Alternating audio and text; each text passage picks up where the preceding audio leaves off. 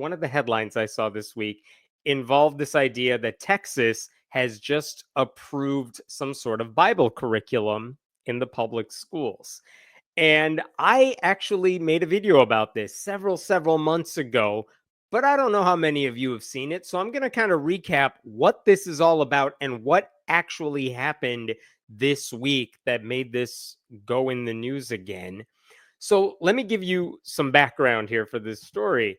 Basically, last year, Republicans in Texas, they are the supermajority in Texas, they passed a bill that cost like nearly $750 million over the next 2 years. And what they did is they told the Texas Education Agency to develop material aligning with the state standards. And that sounds kind of boring and not that big of a deal. And in fact, in theory, it's not a bad thing. What they were doing is they're saying, look, it costs a lot of money for school districts to purchase textbooks that have to perfectly align with the state curriculum, along with whatever the district feels they need for their students. Everyone does it differently, you know?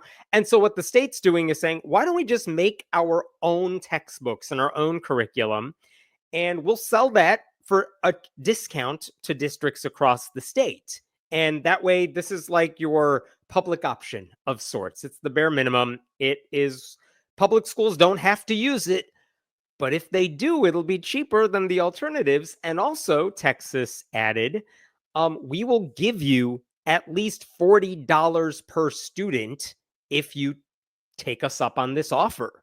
So for a lot of cash-strapped districts, a lot of poor, more rural school districts, it's kind of hard to say no if the state is dangling this many carrots in front of you, right? So again, we can have a separate conversation about whether or not this is a good use of state dollars, taxpayer dollars. Maybe some critics have said this money would be better spent on raising teacher salaries or making teaching more attractive to people who don't live in the state. But in any case, they went ahead and did this. And earlier this year, the State Board of Education posted drafts of the material online because they wanted everyone to see it. You could comment on it. These were, draft 1.0. They would take revisions into account, right? And one of the big takeaways that the people who care about this stuff noticed is that, wow, this draft curriculum has a whole lot of Jesus in it. Lots of Bible stuff. What is up with that? So according to the 74, which is an education-focused nonprofit group, this is what they noted in their article about this. When a leading curriculum publisher balked at the state's request to infuse its offerings with biblical content, Texas officials turned to other vendors. They include conservative Christian Hillsdale College in Michigan and the right-leaning Texas Public Policy Foundation, which supported an unsuccessful effort to require the Ten Commandments in every classroom. So they basically went to people who do textbooks and curriculum for a living, and they said, can you help us out and help us make this stuff? And they're all like, not the way you want it, because it's all religious. And so instead of saying, haha, you're right, we should take out the religious stuff, no, they just went to the most right-wing conservative groups out there and said, do you want to help us craft this curriculum? And those groups are like, yeah, we do. So how bad did it get? Let me share with you just like 3 examples of what's in this so you understand why people are saying this is like Bible-infused, and you can get a sense of what they're doing. So here's example 1. The material for 5th graders includes a whole section, a whole unit called Juneteenth and Beyond. And you're thinking, wow, Texas, they should definitely know something about Juneteenth. And also, wow, I'm surprised Texas allows teachers to teach kids about Juneteenth. But they had a whole section on Juneteenth. And in that unit, 5th graders are supposed to read Martin Luther King Jr.'s letter from Birmingham jail. And if you're not familiar, Martin Luther King wrote this letter after he was arrested during a nonviolent protest, and a lot of white clergy members were telling Black Americans to just be patient, fight racism in the courts. You don't need to do all these protests. And Martin Luther King wrote back and said, no, we're not doing that. He actually wrote in the letter, for years now, I have heard the word wait. It rings in the ear of every Black person with a piercing familiarity. This wait has almost always meant never. And in this letter, he also said the line, justice too long delayed is justice denied. It's only like 6 pages long. It's not a long letter. That's why it makes sense for fifth graders to read it. But I'm going to show you one thing that is in this letter. It is not the most important thing in the letter, but here it is. And this is like on page 3 of this long thing. And in this letter, here we go. Here we go. Check out this passage right at the top. I know it's tiny font, but we'll get through it. He's basically saying people have been doing civil rights protests in some form or another for a really long time.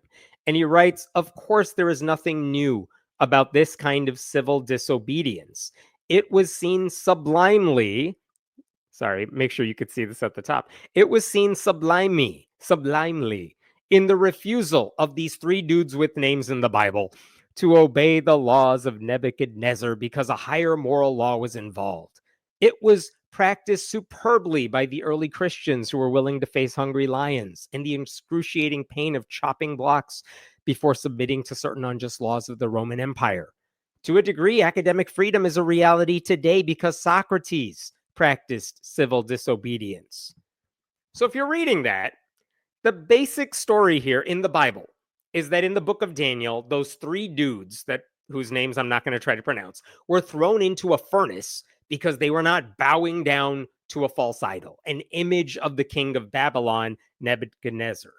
But when the king looked at them to see them all burned up, he noticed 4 people in the furnace, one of whom appeared to be like a son of God. And basically, those 3 other dudes, they were not harmed despite being in the furnace. The point is, in the Bible, you don't have to do what you think God doesn't want you to do. You should obey the commandments. You should do the right thing, and God will protect you. Now, why did MLK mention that? Because he's saying that's a form of civil disobedience. He's a reverend. Of course, he knows that story. He also mentioned Socrates. In that same long letter, he also mentioned other groups. He talked about Thomas Jefferson, Abe Lincoln. He brought up Brown v. Board of Education. He brought up Aristotle. So there's a lot of examples he gives of people practicing civil disobedience. And yet, the only passage that they really care about in that entire letter is the one I just read to you that invokes these Bible characters. And here's how they do that. This is an example of what they want kids to do. Check this out. This is just a short constructed reading question that kids in 5th grade have to answer. Why did MLK Jr. reference the story of Daniel in his letter from Birmingham jail? Support your answer with evidence from the text. And then the cruelest part, write legibly in cursive, which none of those kids can do.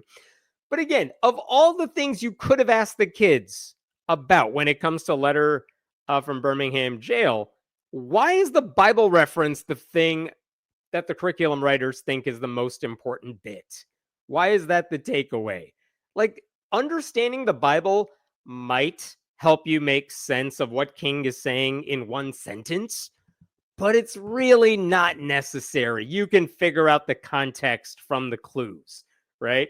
And yet, the Texas Education Commissioner was like, that's super, super important. This is what he said earlier this year. If you don't know who Nebuchadnezzar is, you don't know what King is talking about, said Mike Morath. How do you make sure that you can unlock in the minds of our kids their ability to wrestle with ideas that have surfaced in great works of literature? Which is a weird way of saying, like, I'm not racist. I want kids to read MLK and then answer a question about the Bible from it. Like, you do not need to understand the reference beyond, if you're curious, go look it up. All right. But you see what they're doing there. They're taking a minor reference to the Bible and blowing it up in order to centralize it in a discussion of MLK. By the way, there's another document that state officials offered earlier this year that included a very long account of that Bible story in order to hammer home the point, which is that to understand King, one must also understand his religious references. Because if you don't understand the Bible, how are you going to be against racism? It's impossible, apparently. It's so weird. This is another thing they include in the material for this section, right? Check this out. This is a picture. It's Nebuchadnezzar's idol. And just a long story, if in case you're wondering who he is and what's going on. This goes on for like 6 pages. This is what we mean by they found the smallest opening and shoved the Bible into it. And that's just one example, right? By the way, nothing in the curriculum, as far as I could tell, suggested that many racists were inspired by their Christian faith to maintain segregation, which is a thing that happened. Instead, students are only told that, quote, many leaders of the civil rights movement were motivated by their Christian faith. And look, that is true, but that is not the whole story. And if you leave out the other part of it, you're kind of missing a pretty big point. So that's one example. Here's another example of them doing this exact same thing. That was for 5th graders. Here's what they do for 2nd graders. They have a unit called Fighting for the Cause, where students are taught about ordinary people who stood up for what they believed in and who fought for a cause, even when faced with immeasurable odds, which sounds wonderful. I'm glad kids are learning about these famous people who stood up for what they believed in. And in that lesson, they are taught about Jackie Robinson and Dolores Huerta and Rosa Parks and also Queen Esther from the Bible. Like, the Bible says Esther saved the Jewish people by foiling a plot meant to eradicate them. And that's why she's included in this unit. But unlike everyone else in the unit, there is no evidence she ever existed. Her story is given the same treatment as Rosa Parks. This is an example they have in the textbook. Check this out. Basically, these are questions teachers can ask their students. For what cause did William Wilberforce fight for during his lifetime? Answer, abolition, ending slavery. Very nice. Look at number 3. What right did William Penn believe was necessary for all people to have in the colony of Pennsylvania? And the answer, religious freedom. Look at number 2. Which group of people did Queen Esther save from a plan to destroy them? Answer, the Jewish people of Persia. Which is true in the book, but like, that's not history. That's not what actually happened. And yet there's nowhere in this curriculum where they point that out. And then, as if to make things even more confusing for the kids, they offered in this curriculum pictures of some of the heroes they're talking about, Jackie Robinson, Cesar Chavez. And if the people are like several hundred years old, William Penn, William Wilberforce, they have paintings of those people that were drawn contemporaneously. What do they do for Queen Esther? This is what they show for Queen Esther. That's it. It's as if she posed for a portrait after saving the Jews. Like, no, that's not what happened. That's actually from an 1878 picture, and it's not the result of a portrait session. It's something the artist, Edwin Long, just drew. I don't know if she looked like that. You know why? Because she's not real. Like, and by the way, in the notes in this curriculum, they say in the curriculum that Esther was chosen by the king of Persia to be queen, as if her mention in the Bible just magically proves that. So you get the idea. Like, throughout these lessons, Christianity is just treated as fact. The Bible's characters are not referred to as characters, but as real people in history. And whenever they could shove the faith in a lesson, that's what Texas people did. I'll give you one last quick example. There's a 5th grade lesson on the Renaissance, and they talk about Leonardo da Vinci. And of course, what painting of Leonardo da Vinci's do you think they care about? It's The Last Supper. And what do they say in the lesson about the Last Supper? Here you go. But this would be the last Passover meal for Jesus. The Bible explains that Jesus knew that after this meal, he would be arrested, put on trial, and killed. Let's read the story in the book of Matthew to see for ourselves what unfolded during the supper. because the supper is apparently a thing that actually happened. And then they just flat out tell you, here's what the Bible says happened during the Last Supper. And this goes on for pages. So you get the idea once again. Like, let me back up for a second. There's a very good argument you could make that there's value in teaching children about the Bible in the name of cultural literacy. You know, if you don't know anything about the story of Adam and Eve and the Garden of Eden or Noah's Ark and the flood, you may miss out on a lot of references in literature and art and pop culture. But if that's the goal, then you got to tell kids, hey, but the Bible is a famous work of fiction. It's a story. It's a book of mythology, or at least treat it objectively instead of as historical fact. And then it would be important to focus on the biggest Bible stories and not the B plot characters just for the sake of shoving it in the curriculum.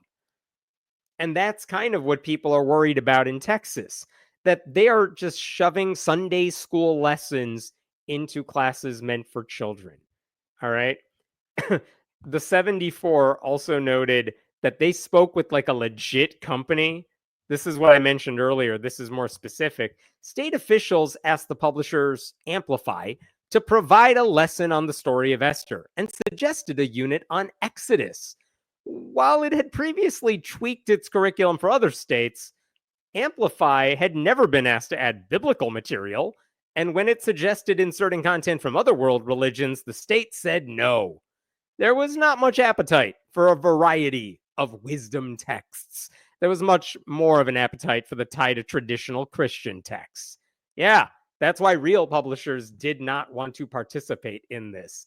That's why Texas ditched that company and began working with right-wing ones. I'll say one more thing before I get to the resolution here, which is that if the argument is that kids need to learn the Bible as literature and learn about those stories, they actually, excuse me, they actually do have that option.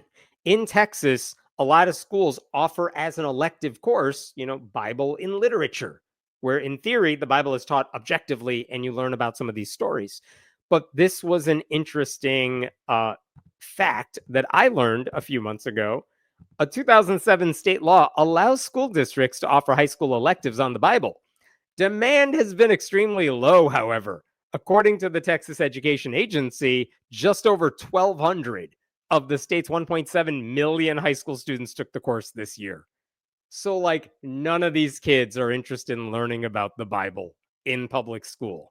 Doesn't mean they don't go to church or anything, but they're not interested in this. And so what is Texas doing now? They're just shoving it into the curriculum.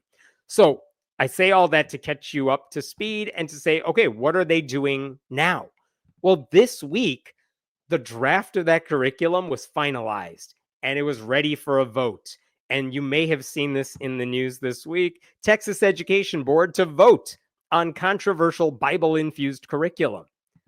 So Monday and Tuesday of this week, that board held a public hearing and people could chime in, and like 150 people raised their voices and said, what the hell are you doing? Don't do this.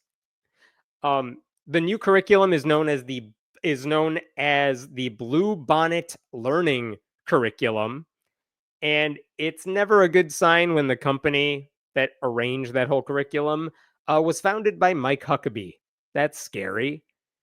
So a lot of people who spoke up regarding this curriculum, they were very much against it. Let me just show you some of the quotations here. Don't Oklahoma our Texas. Vote no against this curriculum. I love that because Texas has no business saying, like, you guys don't become like Oklahoma, as if it would be that much worse. This person, I strongly urge you to vote against this adoption of the Bluebonnet curriculum. I believe the Christian Bible is important and even foundational, but that choice should not be made by the state for my family or any other. Love that. And one more. Can you imagine the rage and outrage if you were suggesting that only the Quran be used to teach our children about moral values? So all these people spoke out against it, and then there was a vote. And guess what? They voted 8-7 earlier this week in a preliminary vote to say yes. And then that's exactly what happened today, Friday, November 22nd. It was an 8-7 vote to approve this curriculum for good. All 4 Democrats on the panel voted against it. 3 Republicans also voted against it.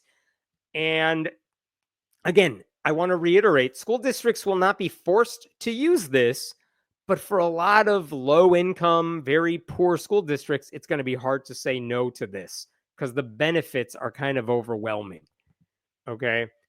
And this is what one lobbying group for teachers said about all this.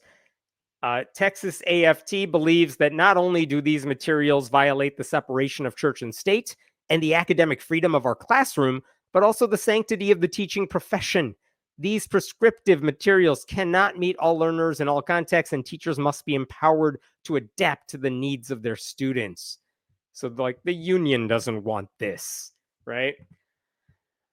I don't know what to do at this point.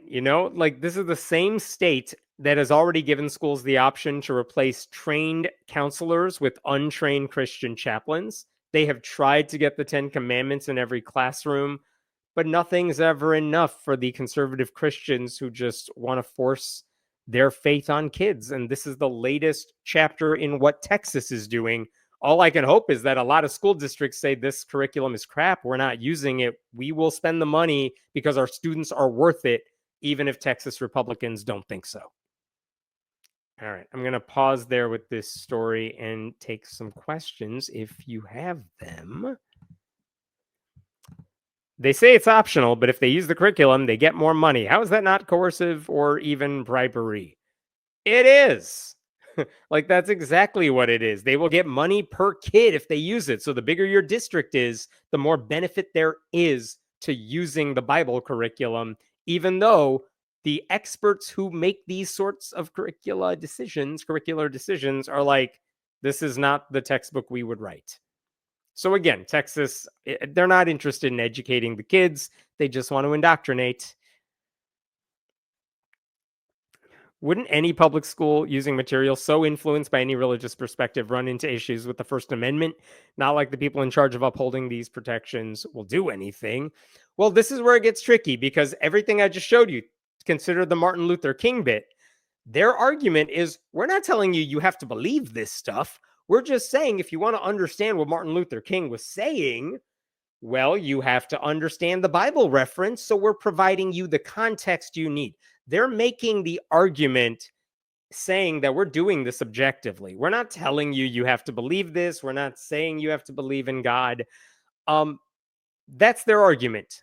If anyone wants to file a lawsuit that it's not, I assume they are careful in how they phrase these things.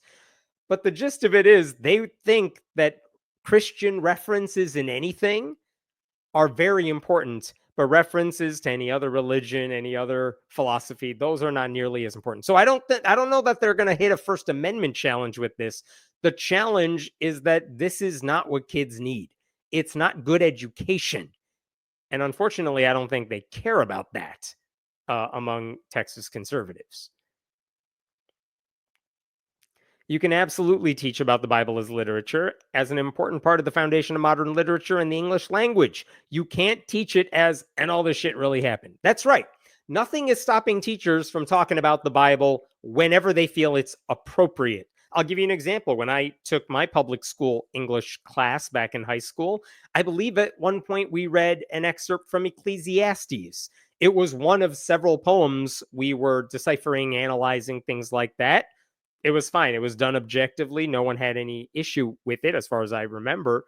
But it's fine. No one's stopping teachers from doing that. What Texas is doing is saying, hey, we found some new openings where you could work the Bible in, and there are a lot of them.